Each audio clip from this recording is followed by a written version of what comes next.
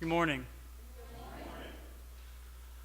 A while back, Pastor Jeff asked me to give my testimony and talk about God's calling in my life and the plans I have for the future. My name is Sean Beatty, and I think the best place to start would be the beginning. I was born in September of 1995, and that following December, I played baby Jesus in the Christmas play. So I've been in church pretty much my whole life. I was raised in a good Christian home, church every Sunday. To me, it was a normal part of life. Every Sunday you go to church, you learn something, you take it home, you apply it. But I had never really made it that personal to me. It was just sort of a norm in the family. And I don't have what I think is a stereotypical testimony where I was saved from drugs or alcohol. But in my 6th and 7th grade year of middle school, I was bullied quite a bit. And when I went home, I felt like I didn't live up to the expectations of my parents. Not that they ever told me that. I knew that they loved me. They told me a lot.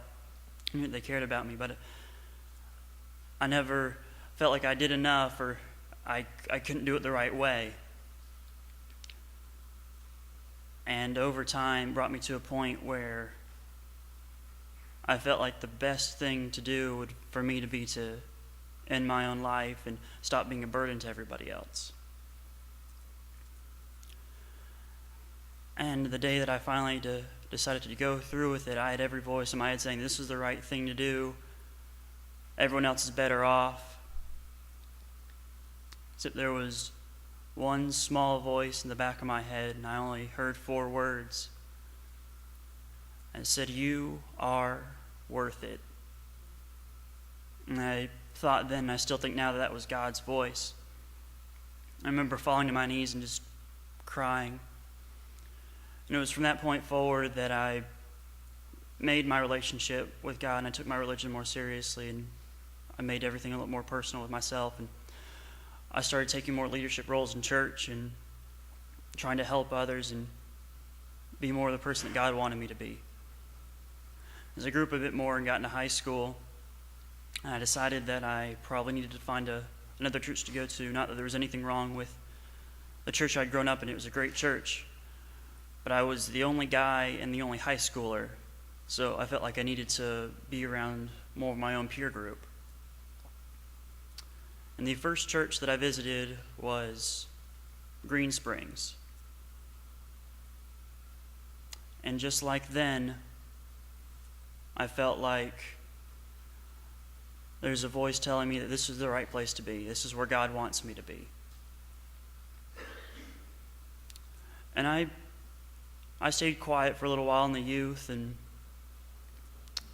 just before I had decided to make the move, there had been a youth Sunday at my previous church, and youth were in charge of the music and the message and all that, and it was between me and one other person to give the sermon that day.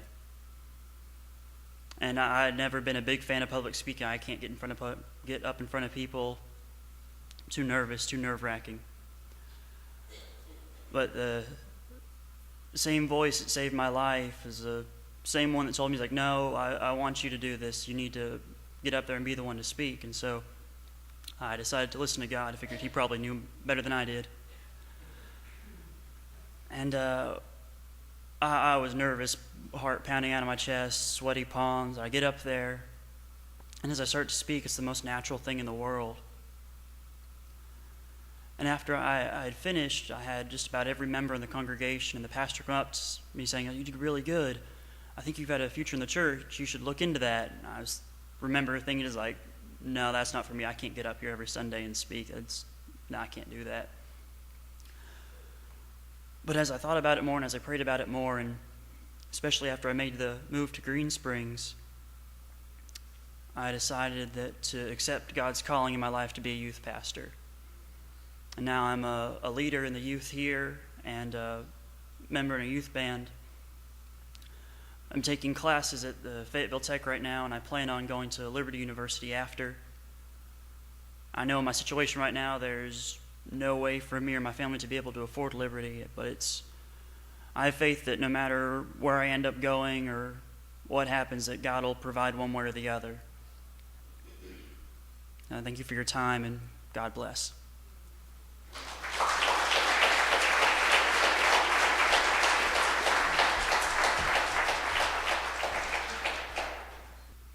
This is the youth's new favorite song, so I figured it might be a good idea to play it for you guys too, see what you thought.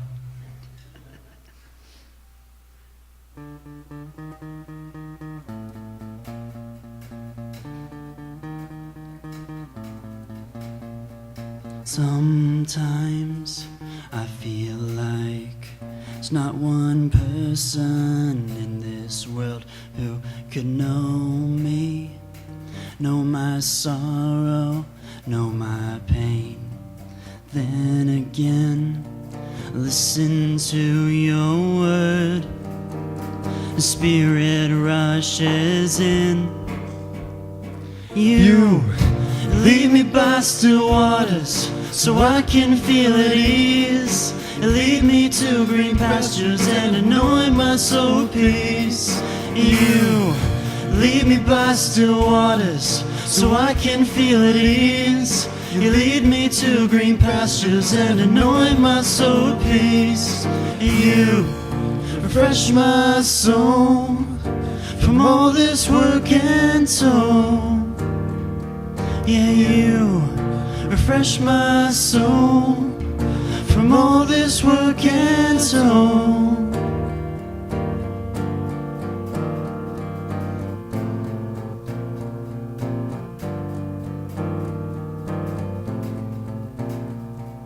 Lonely in my fears, no one by my side.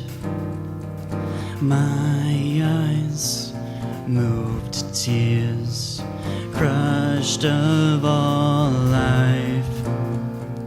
Then again, listen to your word. The Spirit rushes in. You lead me by still waters, so I can feel at ease.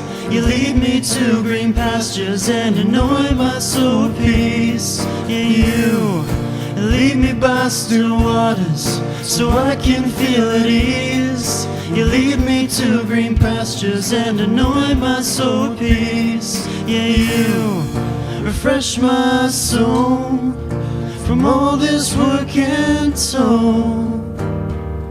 Yeah, you refresh my soul from all this work and toil.